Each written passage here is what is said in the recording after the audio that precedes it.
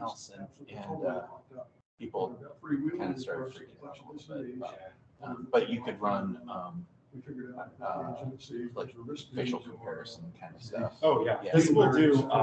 It'll do what's called speaker diarization, which is really fancy. It means Are you that. IT Well, I have a master's degree in computer science. There you I go. like to dabble, My- just for fun. I have a son who has a Like a- master's like a degree in challenge, like a computer personal science, so challenge. it's like, oh, sounds fun. Well, I was just, somebody told me I should listen to these things, and I was Yeah. like, this is super stuff, and so it would be easier. So I just had it, Trying to but like it, analyze it. yeah, it can do it. All the statistical analysis too, and I find like you can find meetings where attention was high, for example. Yeah, of the people that are here. Yes. Oh, yeah. Yeah. But sometimes your mic doesn't pick up the audio of the Yes. speakers because the speakers We don't know how to we use are it. aware. It's actually an upgrade project. When do All you right. use those? You guys I've wanna- been here when you have used It's gonna be those. Yeah, like we don't church, use them you for have to pull council, people to the but- front room. Yeah. Other meetings. Like this planning. Yep.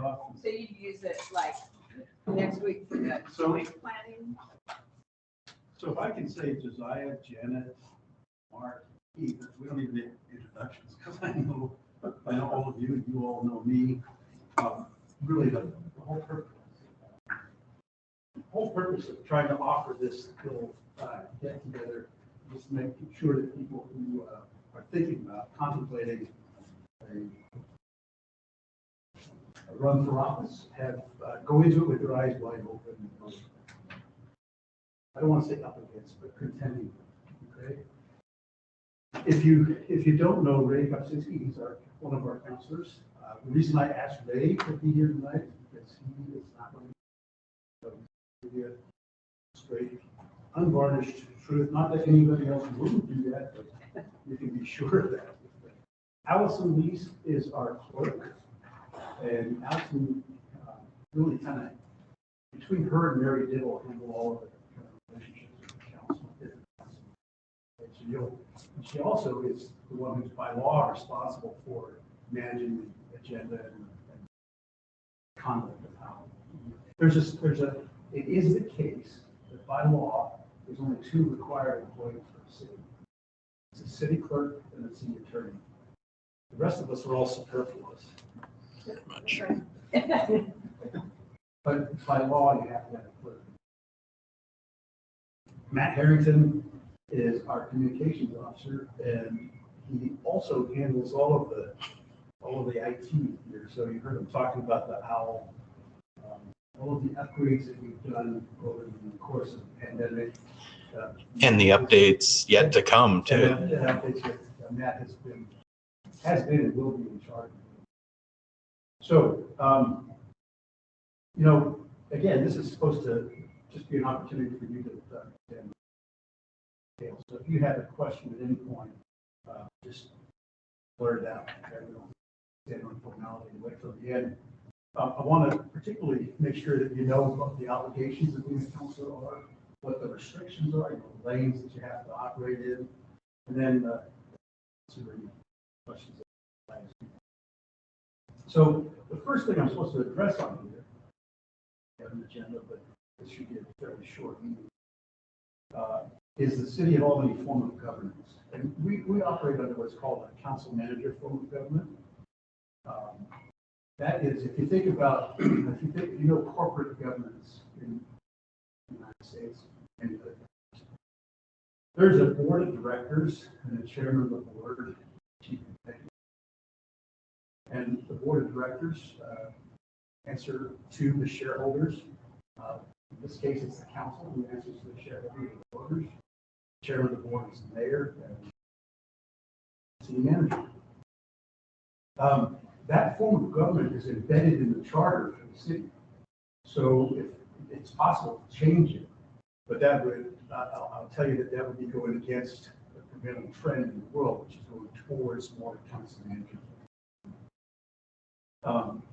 In this form of government, the council looks at policy, long-range vision, and members are, obviously, they're elected. I often tell people who are members of planning commission or TLT, Parks and Rec Commission, that as much as they are volunteers doing great work for the city, there's only 7 members that are elected, and that's the council. So those advisory groups answer to the council, and they're the ones that are ultimately accountable. As a manager, I serve at the council's pleasure, their will. So they don't need a reason to fire their city manager. That's in my contract. I get severance pay, but they can terminate my employment at any time without a cause. That's different from everybody else in the city. Everybody else in the city answers to a manager through a chain of command. And HR policies govern that. We have to be very careful with that, laying out reasons for it. But for me, that's, and it should be that way, really. You know, if the council decides that I'm not implementing things the way that they want to do it, they want it done, or the things that they want done, they should have to make that determination. Let's see here. The history of this council management form, it goes back to the early 1900s. If you think back to civil service reform in the late 1800s, corruption and nepotism were rife around the country. The establishment of this council manager form was intended to separate professional management from policy development, from leadership, from responsibility at the highest level, so that you wouldn't have elected people steering a contract for paint to their neighbor who had a paint store, or making sure that their brother-in-law was hired for a job at the city. So my responsibility is professional management of the city, and the council responsibility is to direct the direction that they want to go, to development of a strategic plan and through our regular interactions at council and personally. If you're looking for a contrast to the council manager form, it's sometimes called the mayor-council form of government, or otherwise known as a strong mayor form of government. And that's where the mayor, him or herself, is the chief executive. And at that point, when you have that, and I betray a little bit of bias by saying this, but then there's no guarantee that you'll have a professional manager. The mayor is who won the election, and that goes by different. That happens for different reasons. I serve on the board of the International City Management Association. I'll tell you that council manager forms all around the world, and it continues to grow. In fact, we're trying hard to help it grow at some point. Okay. Any questions about that before I turn over to council questions? And I might also add that, you guys all know that I have an open door, open phone line, open email. So regular, yeah, by all means.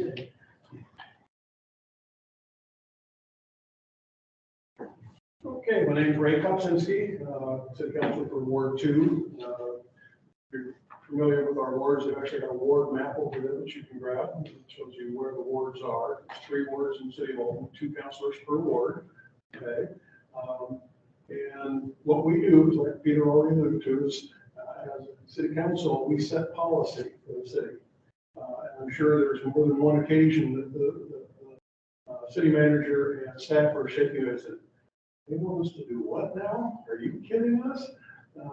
But be that as it may, then it's up to the city manager to marshal his team and make everything as close as possible to what we're trying to get. And it can be contentious at sometimes, and it's not an arena for everybody if you're not willing to do some give and take. One of the first counselors I sat with, he said, "We're try and figure out how you can get to yes." Okay, because compromise is not a dirty word. And in the last several years, it's getting to be more of a challenge to make some of those work. There are going to be times that you will not be able to get to yes from your point of view.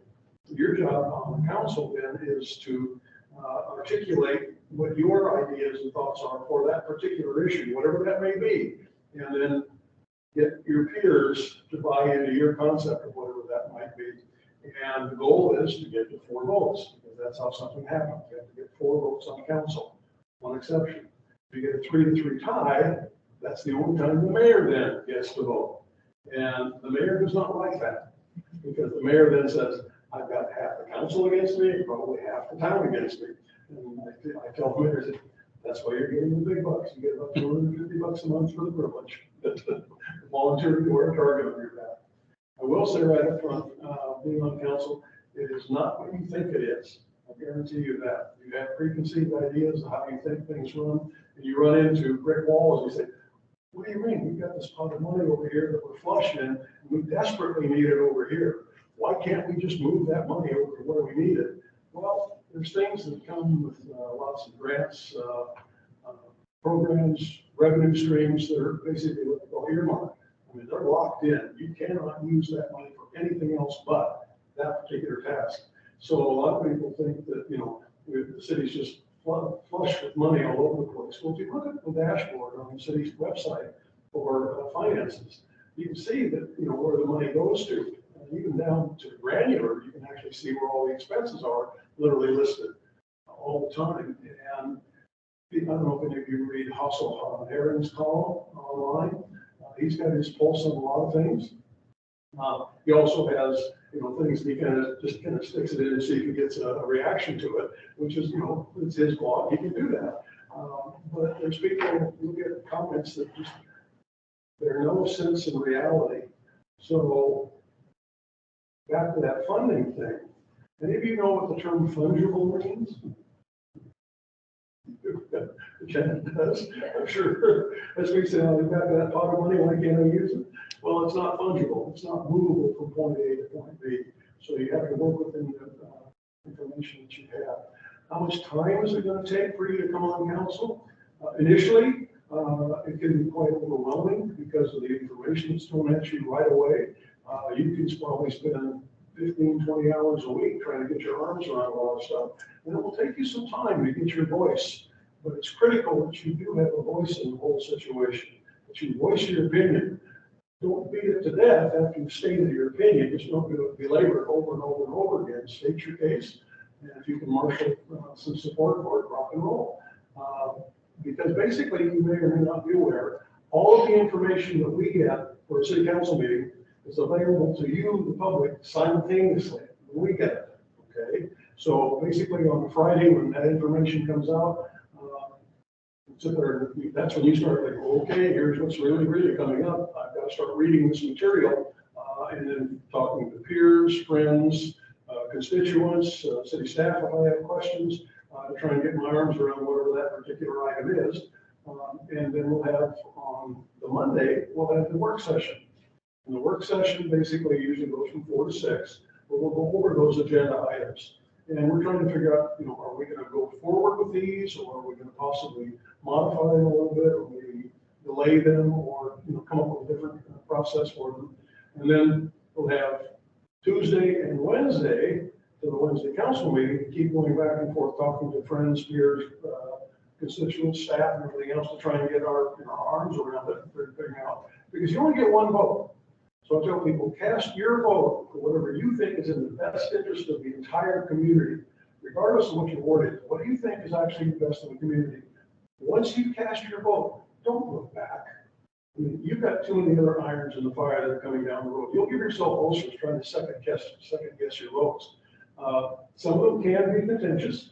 I don't have a problem with some of these issues that we have. Sometimes we can be just loggerheads, you know, trying to figure out how are we going to get something answered, get something done. It comes to the territory. Again, I tell folks that mentioned you volunteer to wear a target on your back, you're getting about $180 a month before taxes for that privilege. But you got to do your due diligence. When I first started on council, I went around and introduced myself to all the different department heads. Now it's a more formalized process to do that. And we got to the finance director, Stuart Taylor at the time, and I asked him, I said, you know, I'm the new kid on the block, how can I help you best? And he said, well, how are you on budgets, Ray? I said, well, my wife balances our checkbook. Does that help at all? And he said, in a couple of months, you're going to get about 350 pages of our upcoming budget. And I said, Stuart, how can I possibly get my arms around all this? And he said, you can't. I said, well, thanks a lot. Welcome to the arena. How can I possibly do my job? And he said, Ray, I understand. Your job is to set policy. You've got highly paid staff that are experts in what they do. You're gonna have people on council or on the budget committee that are experts in certain fields. He said, do me a favor. He said, find one area of the budget that you want to dig into and start asking some intelligent questions. And then he offered, he said, one thing that demoralizes staff more than anything else is that you folks ask us as staff to go out and get information for you because there's a problem or something that's coming up. And it might take us a couple of days, a couple of weeks, a couple of months, but we do our darndest to get all the information we can, we think, that is relevant for you to make a cogent decision.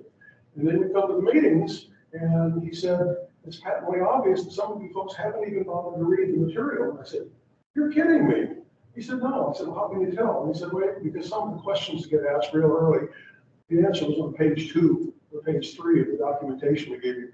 It tells us that some of you folks haven't even bothered to read the material. You're just winging it. So not cool. You get the material, you're going to be able to go through it line by line. And yes, that does take some time to do that reading. And it takes a while to get your arms around some of the acronyms. You probably got 3 pages of acronyms or something like that. There's nothing wrong with learning, asking questions, ask questions. If you do want to talk to somebody on staff, okay, always CC the city manager. Because one of the worst things that I think we can do as a council is go in and try and manage staff, which in fact is micromanaging Peter's job. That's just completely undermining what the city manager is supposed to be doing. He runs the ship. Give him that leeway to do that. Well, city budget, by state law, he's required to come up with a balanced city budget, which means he has to get the information well in advance of the budget timeframe. He has to go to it and say, okay, this is what we think is going to be coming in for all of our revenue streams. Okay, well, now we've got to work that backwards and force it into the whole kitty because we've only got a limit. This is the budget. How do we make that fit? So he'll work with his staff and team. Okay, we've got some give and take. How are we going to do this? How are we going to manage it? And they'll come up with what they consider as a balanced budget, effective. They'll present it to us. I think that one of the worst things we could do then is at the budget hearings, try and tear it apart line by line by line by line. To me, that's wasted effort. If we want to get involved with that, you get involved earlier with looking at the strategic plan, and we're just finishing our strategic plan exercises now to figure out, do we like the strategic plan as to where the city's going to go? If we do, if we sign off on it, okay, now let's use it as a roadmap. It's a very, very enjoyable process. Sometimes you're going to go home and you're just going to be fit to be tied, and you're going to want to have a drink of scotch or something or whatever you want to buy. You go, okay, Ray, settle down. There'll be another meeting coming up and other issues that are coming up. You've cast your vote, don't look back, but do what you think is the best interest of the entire community, and then you've done a good job. I have a question for both of you. Okay, so how many department heads are there in the city right now? 8. Okay, Once you include the city chairman, in which case. okay, so let's use the number 9. And then obviously all those department heads, they're direct reports to you. Yes, it's not so obvious though, because one of the gaps you have right now, you don't have a deputy city manager. Okay, all right. But from your standpoint, when there's situations that arise, do you encourage city councils to have conversations with the department heads, or would you rather have everything go through funnel through you first and then? You know, when you, there's another thing that's over there is this council's protocol. It's a 1-page thing which talks about, it was created in January of 2018. It addresses how the council agrees to treat each other, how they agree to treat staff and members of the public, how they want to behave. And the last one on there is that whenever they communicate with staff members, they'll put the city manager on the CC line. You know, the world is changing, right? And technology is improving all the time. I remember when email came out, and I have never been one to get in the way of fast communication, rapid communications, free flow of communications. You, as a counselor, you're going to want more, you'll be thirsty for more information. So you should be able to get that information. And if you have to go through me every time to do that, 1, I'll be doing nothing but answering your emails. And 2, I'll be the choke point because you won't happen that fast if you want it. So all I ask is you put me on the CC line when you email somebody. Having said that, recognize that as a counselor, you'll be in a position of power. And when I was a commanding officer in the military, I had a senior chief tell me once that, Captain, when if you were to come in to the electronics shop and say that wall would look good purple, the next morning the phone would be purple. You didn't tell anybody to do that, but that can happen. So you exercise an undue influence. And one of the things the council pays me to do is manage a workforce of 450 people. They can't do that if they're getting tasking from other quarters, So the tasking really has to come down in a logical way. And remember that point about the 4 votes for a decision. So really, councilors don't have power as an individual; they have power as a body. And again, you and the whole city pay me to make sure that machines function. Did that answer your question? Yeah, and by what you said in your answer, there's an underlying theme that I'm hearing, and that is that you would rather have a paper trail, i.e. email, than actually talk to a person in person or a phone call or anything like that. And I'm a realist, if nothing, also. So I know there's text messages, there are telephone calls, these things. I just ask that councilors keep it in their mind when they do that. In some cases, he talks about emails. There's such a thing as serial emailing that could potentially, from a state ethics perspective, can get you in real trouble if you're doing it, because all of a sudden you've now got a paper trail, email trail that you're effectively having a quorum making decisions that the public was not aware of. But that, if you're emailing me, or let's say the fire chief or the building official, you're not in danger of doing that. That happens when you're emailing from one counselor to another counselor to another counselor. That's 3. You go one more, and that's a serial public meeting. Then 4 of you have talked about that one, and that's technically and practically a violation. But as far as the other thing is, I'm not this is not a point of pride or anything else. It's just a management efficiency thing. I just need to know when people are being, not so much when they're being asked questions for information, it's when there's an intimation, a hint that they're being tasked. Dictated to, because they're working for Peter, and now we're stepping into the middle of that, and that's getting into that micromanagement thing that I detest. Do you have like a Teams or Slack or something We use Teams a lot. where you can ask to like the group? And so if you have a question or want some information, if somebody has it available, they can respond to your. Yeah, I mean, I'm in email contact with the whole staff, and we meet. The department directors meet weekly Wednesday mornings, and I'm not sure I'm following what you're. Slack is a product for collaboration. So like I've served in some other areas too, and we have like like the Computer Science Teachers Association, for example, has like a board, and everybody's in like a channel. So if you have a question or you're looking for a piece of information, you can post it to that channel, Right. and then anybody that has an answer can respond to it.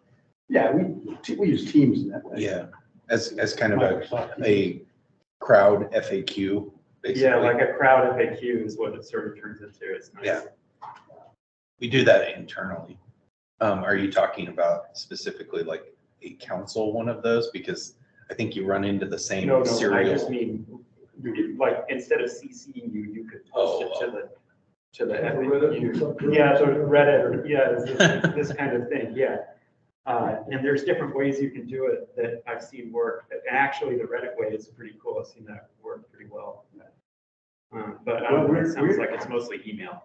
It is, and Yeah. we're always looking for ways to improve. I tell you, Jorge Salinas was the deputy city manager and CIO. Yeah. And about 3 years ago, he came to the ELT, the executive leadership team, and talked about this really cool Microsoft Teams thing. Yes. And everybody's like, yeah, whatever. Can't be bothered with that. And he touted its benefits and the advantages it gave us. Well, it took pandemic to make that happen. And pandemic rolls around, and all of a sudden, Everybody's using it. everybody's using it. But there's open source and free alternatives Yes, that are there more are. secure. I was surprised actually to see Teams instead of those here because their Teams is expensive. You're going to, Anyways, you will stub your toe a few times, especially in Opinions. your learning period, however long that's going to take. Don't worry about that. Don't be afraid to ask questions. Especially ask questions of staff, CC Peter, or ask Peter directly. Sometimes it's easier to ask the questions and get your answers rather than opening your mouth and embarrassing yourself at a city council meeting. We've all been there and all done that. There's nothing wrong with that. Some people say, well, you've made up your mind by the time the city council meetings, we're just sitting here like Easter Island statues. That's true, because one of the worst things that can happen is us to react to a comment from business from the public. We're supposed to just basically sit there like Easter Island statues and say, thank you, we'll take another advisement, move on to the next one, and say, you're not listening to us. You made up your mind already. Well, back to what I said, the process flows. We've got Friday, Saturday, Sunday, Monday, Tuesday, virtually all day Wednesday, 5 or 6, 5 days of massaging all the information that we've been getting. By council meeting itself, most of us probably, yes, have made up our mind.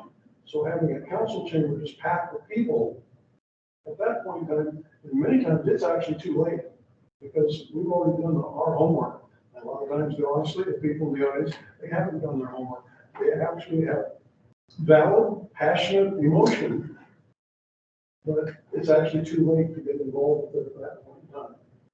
Like, correct me if I'm wrong, but councils have asked in the past, hey, we're not ready to make a decision. Oh, yeah, that's Security true. postpone this. That's true. And that, Get more information. that's part of the decision-making process we have. We can postpone it and now come up with a work session. We'll move it off the agenda for the council meeting.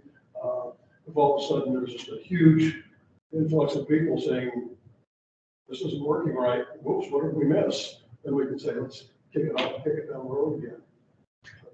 Well, the school, okay, the school, the windowsills on the school.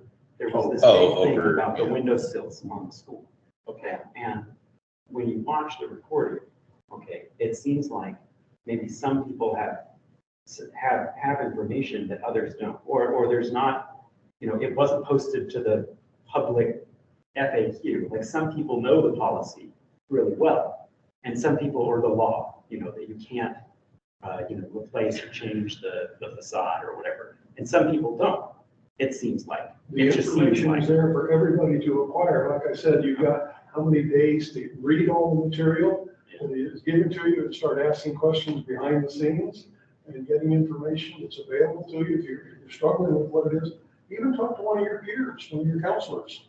And say, basically, do you know who your counselor is? Can you pick up the phone and have a conversation or a cup of coffee with them and say, I've got a problem with one of the items that's coming up here on the agenda. Can we talk? Absolutely.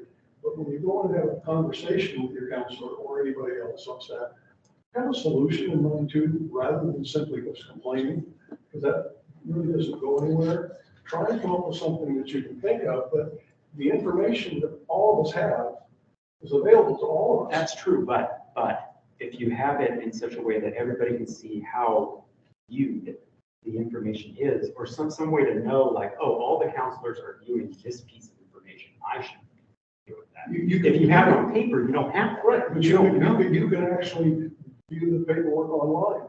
But the paperwork online doesn't have the, with Reddit, the sort of. So there's, I'm sure there are lots of ways to improve what we do. And Matt works on that, Allison works on that, and our IT director, Sean Park, is always looking for ways to. So let's talk more about that. And I'm sure there's plenty there. Being a new person, right? I'm thinking, if I can know where the people who are here are looking, I at least know where To your point, when we get here, I'll have my laptop, notepad there. And I've got the agenda and all the paperwork information. I can be scrolling down through it, looking at that while I'm looking at on the screen, just looking at the talking heads. Okay, so I can follow along in addition to, now some of the PowerPoints, we're not going to have prior, but it'll just say it's going to be a PowerPoint presentation. And then all of a sudden we'll see all the information that we're talking about up on the screen and what staff has put together. And that's the first time we've seen it in a PowerPoint format. Good question. Yeah. And I'm Peter Trojan, city manager. This is Ray Kupczynski, counselor. Allison Lease is in the same row there with you. She's our city clerk. And this is Matt Harrington, who's our communications officer. Thank you. The reason that I'm tardy is because on Friday's report, it said that this started at 6 p.m. and online it says it started at 5:30. So to his point, there's a discrepancy. That's my what's being fault. online and what's being, so that's why I'm late. So I just wanted to say that it, changes to your point, like you got something got to be updated. You might have some more people coming in here towards 6 because that's We'll what go it over is on the those stuff. report. We So hope so. I just wanted to say that that's what I'm trying. Yeah, no. And I'm Dr. Ramiti, and you, by the way. Don't, if you get the Friday report, I write that.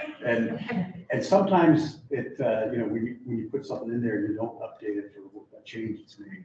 That's my oversight. So I apologize. That's okay, I just wanted to make note of it, I was like, did I have it wrong? Yeah. 6 p.m.? It's good, I think that, and that's a good point on that Friday report. Ask, and they can probably get you on that list to get the Friday report. It's normally a weekly, that he lists all the things that are happening. Wonderful, wonderful information. It's got links and everything into it. We're all human, which we have a mistake every now and then, but boy, it's a godsend versus what we used to have. Tonight is also National Night Out. Yes, I know, We so a were lot of trying people to are doing that too. Yeah, it's fine, that's why I was late, because I actually got up there at 5:25 and I sat in my car. You know what I mean? I was sitting there, and I was like, oh, Well, okay. all you missed was I explained the council manager phone call. Thank you. And you've been in the audience a couple Yeah. times. So I have, yes, I have. Thank So now, but before I ask Allison Lees to come up and talk about, or she doesn't even have to come up, but to talk about the candidate filing process, I'm gonna pretend like I'm an attorney. Our city attorney, Sean Kidd, couldn't be here. He's on tap to talk about ethics, okay? And, if you were elected, you'll come back and you'll have a whole council training session. But there's a couple of things that you should know that fall under the ethics for elected officials. You can't, and some of this will sound like, you can't use the office for financial gain or avoidance.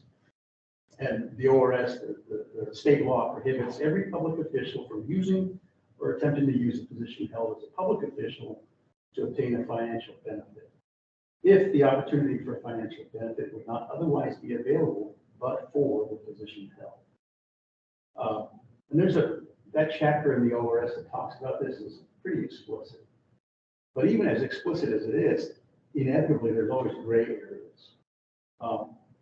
And having said that, I would tell you that the city attorney is always available for counselors to call and double check something with them. There's also an Oregon Ethics Commission, which does the same thing. A word about gifts. There are certain occasions when public officials can accept gifts, and a lot more when they can't. If you ever have a question about gifts, and there's a general rule that it's a max of $50 value. Annual report that you have to fill out for. And then finally, and perhaps most important, is conflicts of interest. Perhaps of most interest, no pun intended.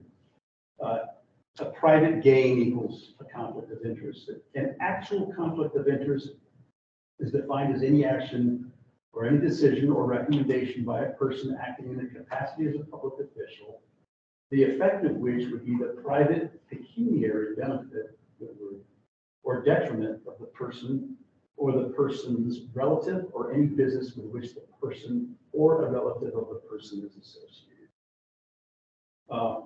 There are, in a small town, I think conflicts of interest are not actually that unusual. They happen. And there are ways to deal with conflicts of interest. They do come up. So if there's an actual conflict, because there's also another thing as a potential conflict, council should declare the nature of the conflict just in public and make sure everybody knows. They must not vote or participate in discussion either as a member or an audience participant. And they must leave the dais. So that just puts an exclamation point on the fact that you're recusing yourself. And when we were in the pandemic and we were doing this virtually, we got to the point where that person would just turn the camera. There is such a thing, as I mentioned, as a potential conflict of interest. That's any action or decision or recommendation by a person acting in the capacity as a public official, the effect of which could be for the private pecuniary benefit. So again, if you think that that's a possibility, you declare the nature of the conflict, but you could continue and vote. So finally, you know, and I'll just put an underline again, that if you see the issue coming, or if you're at all concerned that this might be an issue, you can call the city attorney, run it past him, and it's really for your own protection. And I do need to point out that you are required by law to make an announcement of the nature of the conflict of interest on each occasion that you met with such a conflict. Let's see, and a warning that public officials face the potential of personal liability for the violation. The investigation finds that. Okay. Any questions? And again, if you become a counselor, you'll hear this all again. This really becomes something that the city attorney and the clerk and I worry about when we talk about land use decisions. But also with the planning commission as well as with the city council. So Allison, are you ready to talk about And I'm going to gather some of that paperwork to give to all of you folks. I just can hardly wait to talk about do it. So can I take a chair? right here? Absolutely. You come up here so you don't have to crane your necks on. Oh my goodness. I'll chair. So I'm here to tell you how to file, if you choose to file as a candidate, and some things that you should not do. As the city clerk, I'm also the city's elections officer. Officially, that's the way I've written down in the state's manual as the city elections officer, or CEO. So for a little while, I'm also bound, and all of the election processes are bound very strictly by state law. So the first thing that I have to do is be totally impartial and treat everyone equal. I can't take sides. I can't give someone a concession. I just have to do it. So that being said, you probably, all of you already know there are 4 positions open. I prepared this for like the basic basics. There are 4 positions that will be open, 1 from each council ward and the position mayor. Mayor serves a 2-year term and the councilors serve 4-year terms. Basics done. Filing period runs from 8 a.m. Friday the 5th, that's this Friday, through 5 p.m. Monday, August 22nd, period. You can't give out application packets earlier or accept them back. You can't accept them after 5 o'clock straight up on the 22nd. I just would like to if you're a good friend or if you do a great job with the city. You can't do that. We will receive applications Monday through Friday between 8 and 5. Yeah, during that period, because that's why we're here. We can't advise you on how to fill out your forms. We can only check that they're complete. And you need to make sure you allow time. That's not a long period. You need to make sure you allow time when you turn in your forms for possible corrections. A lot of people, it's a state form, and a lot of people will have a mental blip, or they'll assume the question means something that it doesn't, and while we can correct you, we can say, well, that was wrong, we need to do it. Resubmit it. So make sure you allow enough time to do that.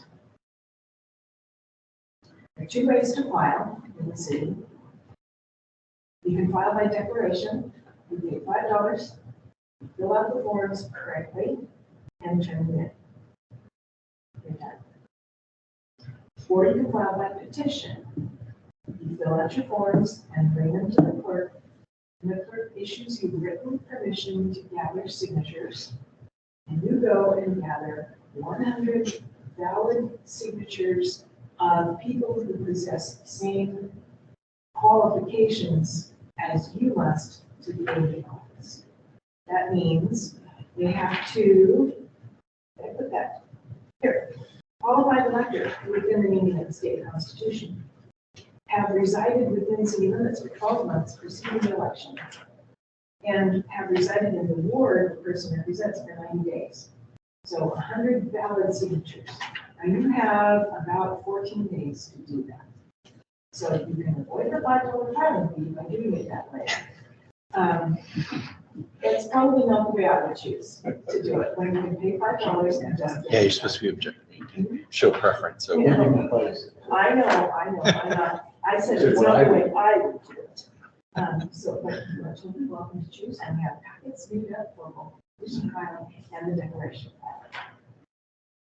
Okay, so we do ask when you pick up your packet, or after you had a chance to look at it, that you call us or email and make an appointment with the clerk to bring in your completed packet. And that way you get a check right there at the desk.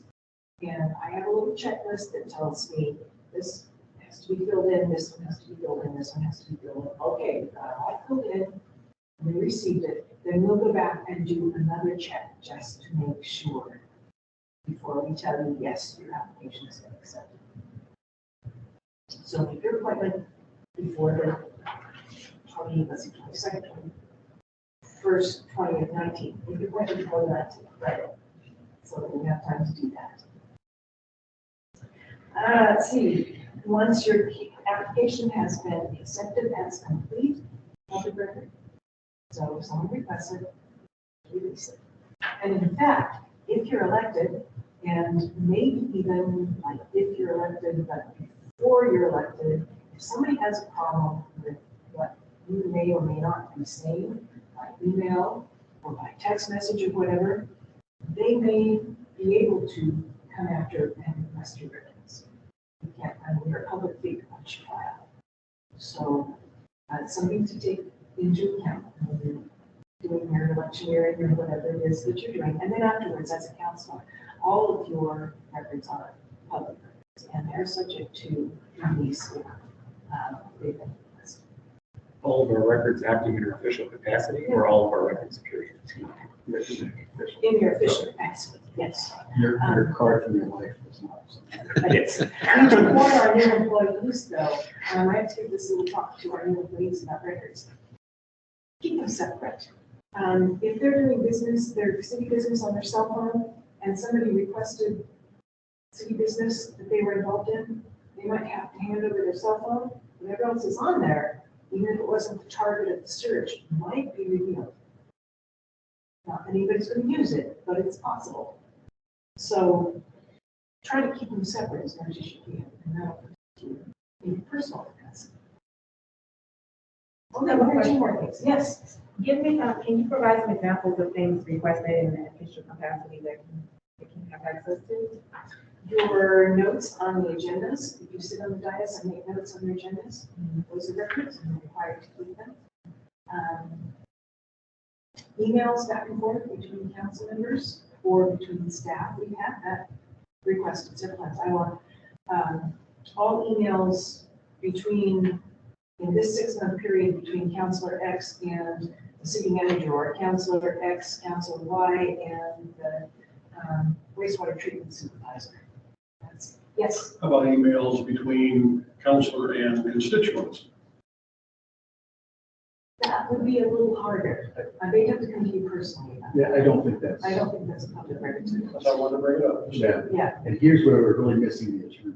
yeah. I don't think that. We could make a really good argument. But that's not our record. We're not responsible for it. You may be as a person. And you have to deal with that. What about during the election? Emails that we. If you're not a counselor, you're not. Right, Yeah. yeah. So that's Same thing none of as I that. just told you. I'd be prepared for the possibility that someone might ask for it. But as it's not our record as a city, it's not our record from an employee working for the city because you haven't joined the city yet. So we wouldn't be, I don't want to get too deep into this. This really is Sean thing. If they came and asked me, what about your emails with so-and-so, I was an employee. No, the first thing I would do is go to the city attorney and say, hey, city attorney, what do I do about this? But this is something that you should think about. I mean, Yeah. This is something that no private corporation has to contend with. But we have pretty much all of our information. There's very few exceptions. There's litigation is, you can't get that, because that's attorney-client privilege, right? You can't get records on negotiations either for labor or for property acquisition, because that would violate the position as a negotiator. Personnel performance records, I think, as a rule, are not releasable, except maybe mine. Oh, But there are some other examples, too, like HIPAA information. But by and large, and one of the things I was going to close with. Almost, Okay. almost, but we did, records are important, and it's a developing sort of field, and there are lots more people who are aware of it and want to make something out of it, so there's no point. So the only other point, Sorry, just, No. so like, for example, if you're using your computer while you're here, can somebody request records of what websites you visit? if you're using a city computer, yes. Because like, there's some weird, situations with technology where somebody could conceivably, if you have a background tablet, that's your medical record or something like that, or that's not something that should be shared. So you gotta be, Well, is there like? should you be Sorry to careful jump in about here, that? but please do. wouldn't that be, I'm trying to channel my inner Sean. Yeah, Sean Park or Sean? No, Sean Kidd, in that, a background tab, even though it might be there and they might request the material that was on your laptop, Sean Kidd's gonna vet those records before they're handed over. Oh, So yeah, it's not like Yeah. they just carte blanche, just hand Yeah. over You don't have to everything. But, Broadcast. yeah, to the yeah. universe, it goes to the attorney and And- the attorney. decides. and I don't think there's a delineation between us. I mean, definitely on a city-owned device, you're more scrutinized as far as the materials that are on there. But I think, it's like me using I only have one cell phone. A lot of people carry two in the city, and that's to divide, city business from personal. I'm willing to assume that risk of if somebody wants to query my records, go ahead, because I don't really have anything on here personally that I care about that. Yes, banking and all that kind of stuff, but that's not going to be divulged to the requesting party. So, but I believe, I Well, don't you're also want to not speculate here, elected. but If you're elected, you're accountable to people, and people can get mad at you. Yeah. And start. people get mad at me. Your ways. That's- But my point was that I don't think it matters that it's your personal device. You're still acting in an official capacity, and the requester could make the argument that even though that device is not owned by the city, you're doing business on it. Now that would be for the city attorney and the requester to battle over. If that's something you're really concerned about, I would say talk to Sean Kidd. Ask him Yeah. that. Yep. He'll give He you- could give a definitive answer on that. All right, one or two more little things, much littler than records. So the city doesn't produce a voter's pamphlet. So your options kind of depend on which county you're in. Right, for Lynn County usually doesn't produce a voter's pamphlet. In which case, if they don't produce a voter's pamphlet, you can get into the state's voter's pamphlet. You need to talk to Lynn County directly or the state directly. But Lynn County will make their decision, let's see, after August 15th is their deadline to decide whether they're going to produce a voter's pamphlet. So, and I don't want to get in the middle of that kind of thing because I'd just be relaying what they say. So talk to them directly. Benton County does usually produce a voter's pamphlet. And again, talk to Benton County directly if you want to put something in their pamphlet, because they know all of their rules and their deadlines and so on.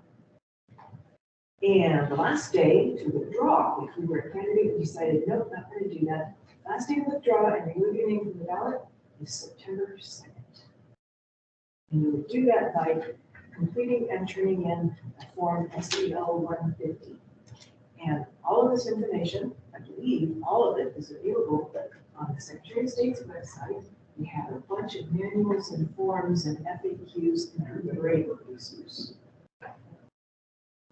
Other questions? All right, All right. so in by way of closing, you'll understand when I say that Oregon's default position is towards max transparency. So hence the reason that Allison was talking about, their public records law is pretty strict. Up in Washington State, it's very similar to Oregon State. Somebody sent in a public record request to Snohomish County for all records since the county was established. Now, obviously, they were harassing the county, and they were not, that was not a, they were trying to prove some kind of point.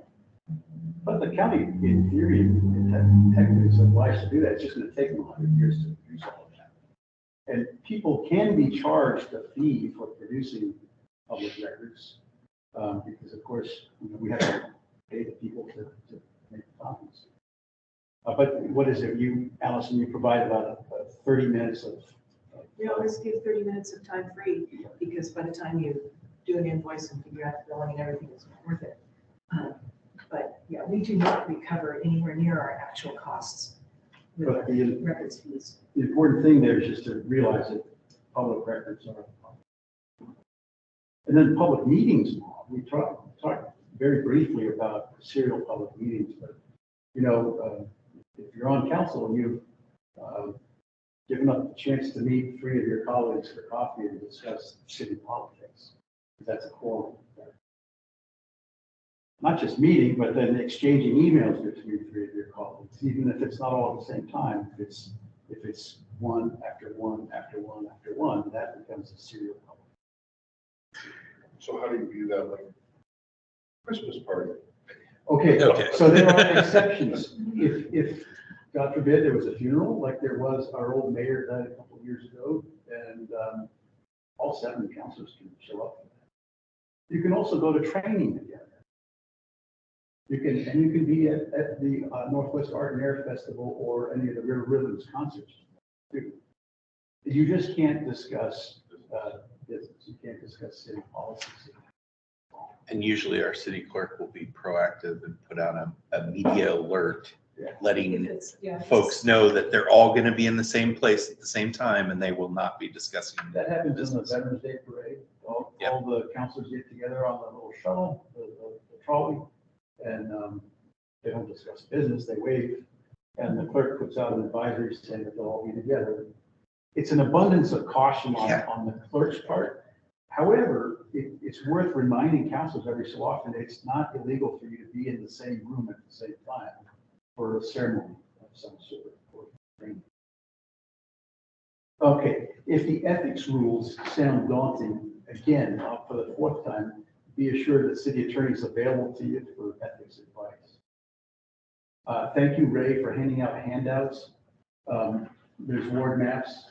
There's the city council's protocols.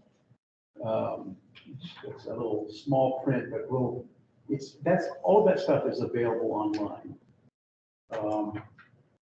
And lastly, I'll just say that, I've never been a city councilor, but I take it from Ray and from others that it is rewarding work. I imagine it is. But it's a significant amount of work.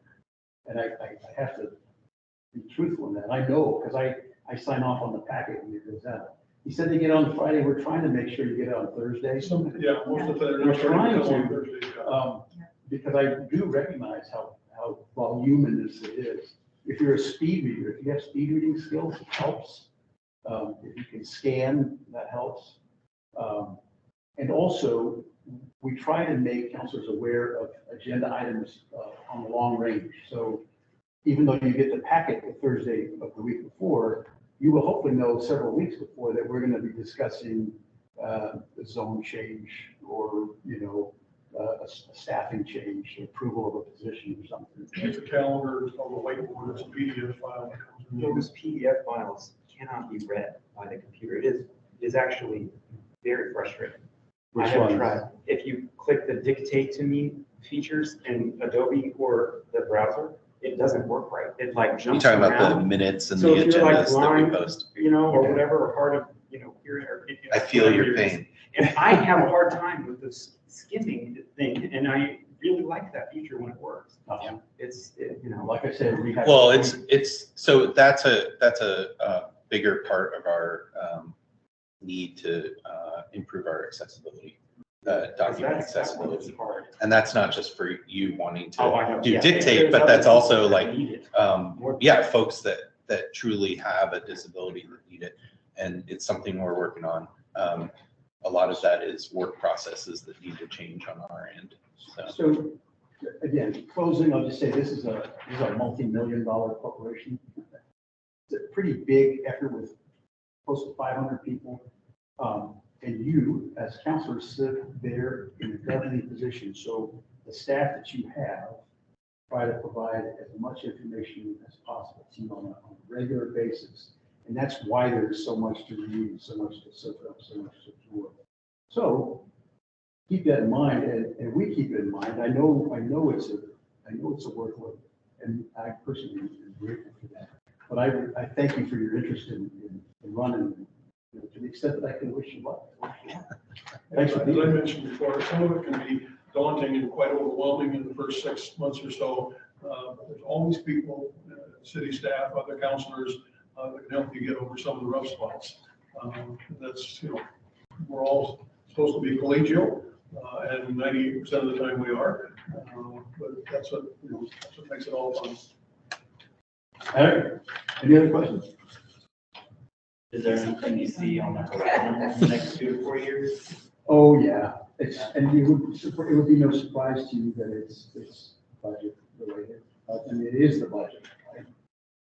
We have 9% inflation right now, which is eating into, even as we talk right now, the fuel that the police cars are using for matching that up is costing twice as much as it did. So all the contracts that we have, the waterfront project, all the public works projects we have, supply chain issues are affecting those like they're affecting your businesses just as badly. Growth in Albany, there's good news and bad news. Good news is we're growing, bad news is we're growing. And growth brings growing pains. So, and you up and down the coast, you see that as well as around the state. So we're grappling with that.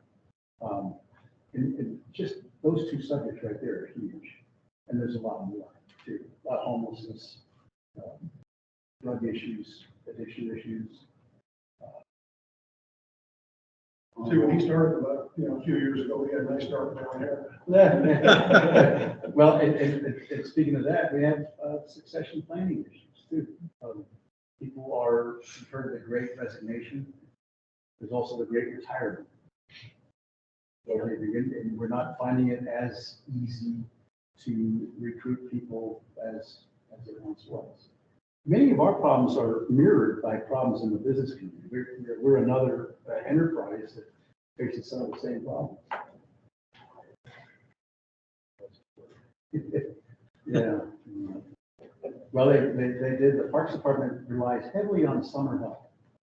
And they've had people come in for summer employees who have left on the first day. Yeah. I gave you both my business cards, it's got my email address on it. If you have a question about anything, if I can, give you more information, I'm very happy to do so. I can come coffee with you. I'll get you my personal home email and have more conversations. Thanks, guys. Thank you, Allison.